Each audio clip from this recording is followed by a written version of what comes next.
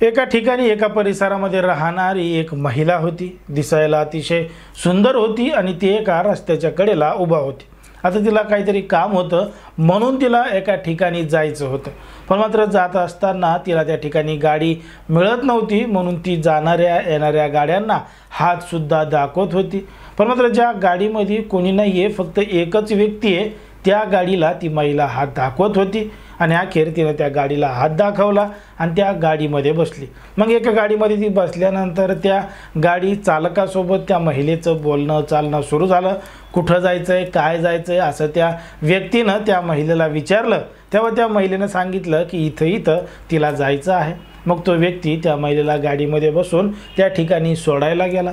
पण मात्र वाटेमध्येच ती जी महिला आहे त्या व्यक्तीला अगदी गोड गोड बोलू लागली। अशा पद्धतीनं गोड गोड बोलू लागली की त्याच्या भावना ह्या उत्तेजित होऊ लागल्या।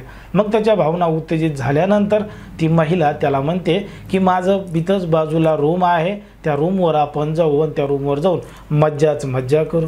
मग तो जो गाडी चालक होता तो म्हणे ठीक आहे, काही हरकत नाही। मग तो त्या महिलेसोबत जवळच असणाऱ्या त्या रूमवर म्हणजे लॉजवर जातो आणि लॉजवर गेल्यानंतर दोघं जण त्या रूममध्ये मज्जा करतात आणि थोड्याच वेळात घडतं एक धक्कादायक प्रकरण, धक्कादायक घटना। नेमकं काय आहे संपूर्ण प्रकरण, कुठं घडली आहे घटना, हे आपलं अगदी सविस्तरपणे बघायचं आहे। पण जर तुम्ही अजूनही आपलं चॅनल सबस्क्राईब केलं नसेल तर लगेच सबस्क्राईब करून घ्या आणि बाजूला असणाऱ्या बेल नोटिफिकेशनला सुद्धा ऑन करायला विसरू नका। आता ही जी संपूर्ण घडलेली घटना आहे ती आहे उत्तराखंड राज्यातील बडवालमध्ये घडलेली संपूर्ण घटना आहे। आता या ठिकाणी या परिसरामध्ये राहणारी एक महिला आहे आणि त्या महिलेचं नाव निधी शर्मा आहे। आता ती महिला या शहरामध्ये राहत असताना रस्त्याच्या कडेला उभा राहत होती, जाणाऱ्या येणाऱ्या गाड्यांना हात दाखवत होती म्हणजे लिफ्ट मागत होती। मग कसं आहे, प्रवासामध्ये लोक जातात येतात, कोणी फोर व्हीलर जातं, कोणी टू व्हीलरवर जातो, कोणी आपली स्वतःची कार घेऊन जातं। त्या कारला ही महिला हात दाखवायचं काम करायची। पण मात्र ज्या गाड्यामध्ये 3-4 लोक बसलेले असायचे त्या गाडीमध्ये ही महिला बसत नव्हती। जो कोणी गाडीमध्ये एकटा आहे अशा व्यक्तीसोबत ती महिला त्याच्या गाडीमध्ये बसायची आणि या ठिकाणी सोडा असं त्या व्यक्तीला सांगायची। सांगितल्यानंतर ती महिला त्याच्या गाडीत बसल्यानंतर त्याला गप्पा मारायची, गोड गोड बोलायची, त्याच्या भावना उत्तेजित करायची आणि जवळच असणाऱ्या एका लॉजवर रूमवर सुद्धा न्यायची।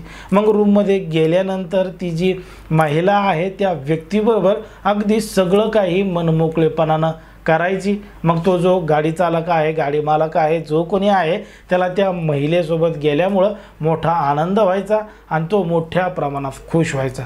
पण मात्र त्याची जी खुशी आहे ती जास्त काळ टिकत नव्हती, कारण की ती महिला एक मेसेज तिच्या प्रियकराला तिच्या जवळच्या एका व्यक्तीला करायची। तो व्यक्ती तात्काळ त्या ठिकाणी यायचा, दोघा जणांना नको त्या अवस्थेत पकडायचा, त्यांचे नको तसे व्हिडिओ फोटोसुद्धा काढायचा आणि मग तो जो व्यक्ती सोबत आलेला आहे गाडीमध्ये त्याच्याविरुद्ध फसवणुकीचा नाहीतर मग गुन्हा दाखल करण्याची धमकी ती महिला तिचा प्रियकर द्यायचा आणि त्याच्याकडून सगळी काही रक्कम वसूल करायची। जर त्याच्याजवळ रक्कम नसेल तर त्याची ऑनलाईन पद्धतीनं त्याला पैसे मागून घ्यावा लावायचे आणि त्याची आर्थिक लूट करायचे, लॉजवर नेऊन त्या व्यक्तीला भोगळं करायचे। बघा, अशा पद्धतीची फसवणूक उत्तराखंडमधल्या या शहरामध्ये मोठ्या प्रमाणात चालू होती। आत्तापर्यंत 50 पेक्षा जास्त लोकांना त्या महिलेनं आणि तिच्या प्रियकरांना फसवलेलं होतं। पण मात्र बदनामी होईल म्हणून कोणी पोलीस स्टेशनमध्ये तक्रार दाखल करायची हिंमत करत नव्हतं। पण मात्र एका व्यक्तीबरोबर अशा पद्धतीनं घडल्यामुळं त्यानं तात्काळ जवळचं पोलीस स्टेशन गाठलं, त्या महिलेचं आणि तिच्या प्रियकराचं नाव पोलीस स्टेशनमध्ये दिलं, त्यांच्याविरुद्ध रीतसर तक्रार दाखल केली। पोलिसांनी या संपूर्ण प्रकरणाची गांभीर्यानं दखल घेतली आणि त्या दोघा जणांचा शोध घेऊन पोलिसांनी त्यांना ताब्यात घेतलेला आहे। त्यांची कायदेशीर चौकशी आणि त्यांच्यावर कारवाई देखील सुरू आहे। बघा कशा पद्धतीनं फसवणुकीचे प्रमाण वाढत चाललेत।